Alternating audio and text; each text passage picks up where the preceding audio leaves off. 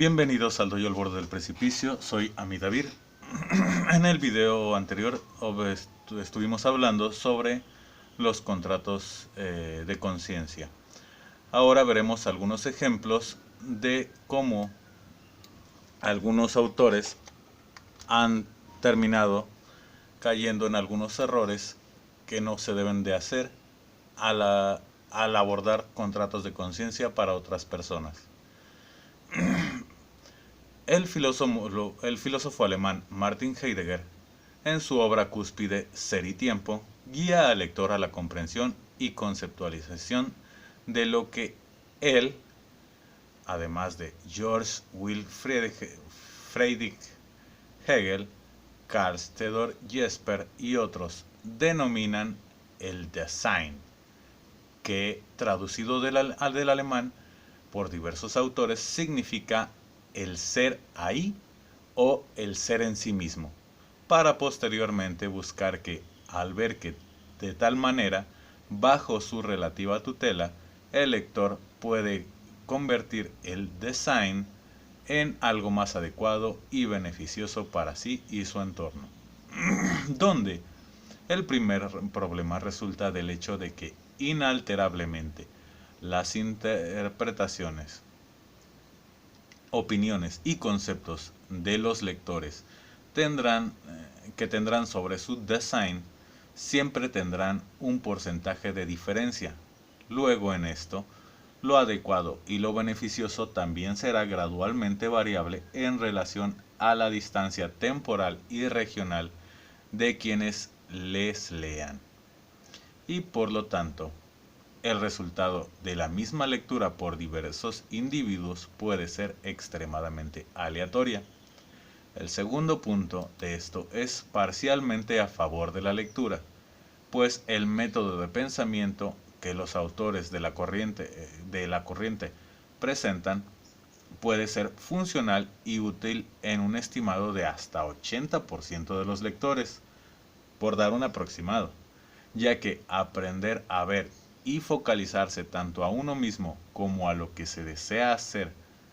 permite afrontar mejor las situaciones de la vida y los problemas del porvenir.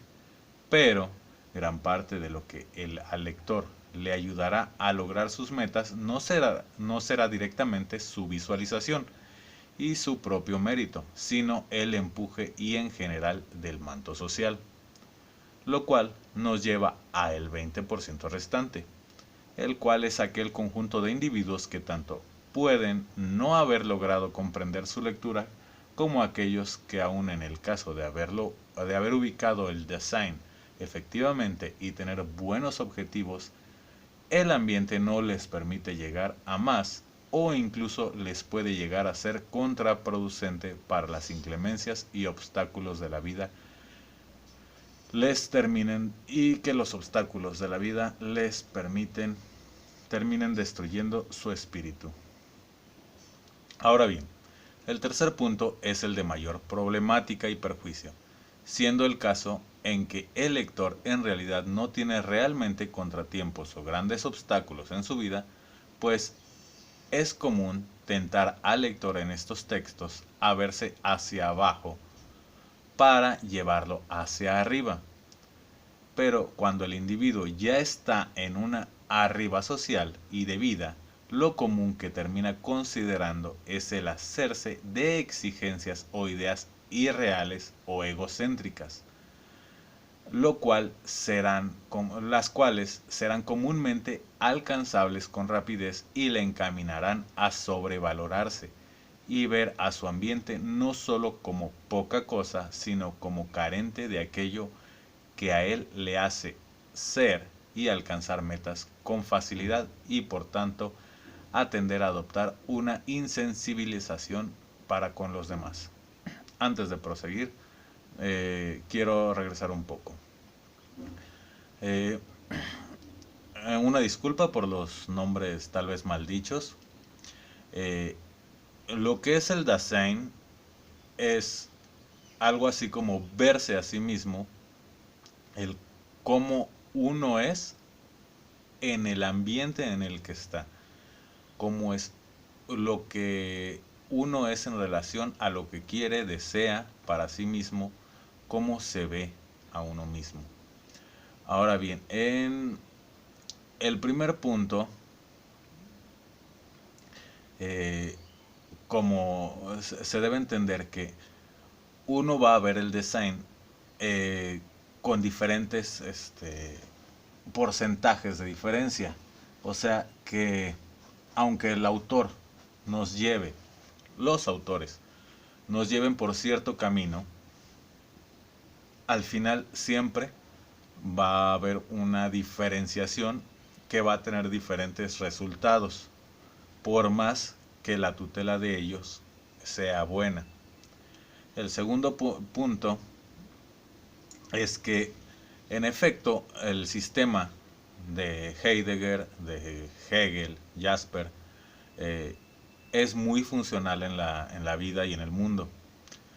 Para la mayoría de la gente les va a ser muy útil, pero habrá un 20% de personas que no les será beneficioso. El problema reside de esto en que gran parte de lo que el sistema de ellos propone es que el individuo se haga responsable de sí mismo, se impulse a sí mismo y al darse cuenta de lo que es y lo que quiere en su mundo, se impulse para lograr metas. Pero para eso, de cierta manera, su sociedad tiene que también tener ciertas salidas. Y hay una cantidad de gente que vive en mundos que no tienen realmente buenas salidas para lograr sus metas. El tercer punto es que cuando una persona ya está en una posición elevada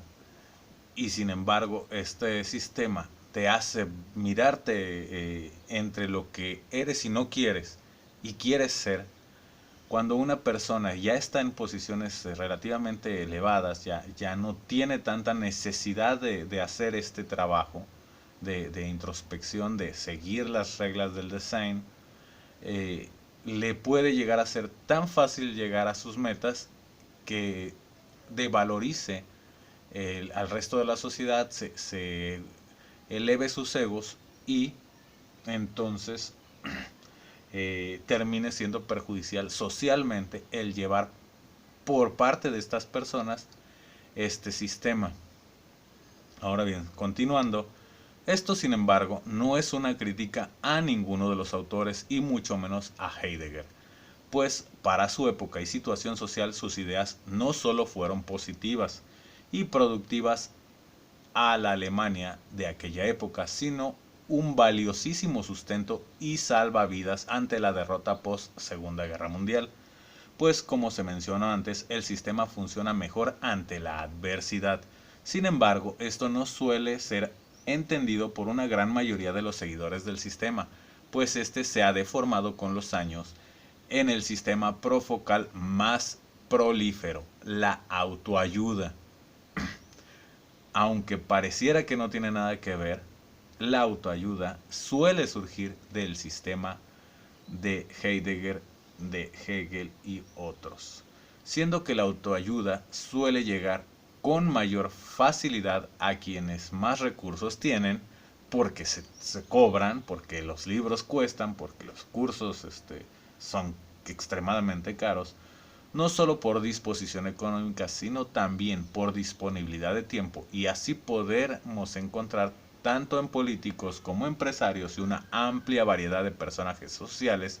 ideas de autosuperación y éxito que ignoran la dote dada por el manto social y no solo se insensibilizan hacia los demás y los ven como inferiores, sino que también alimentan egos de fantasías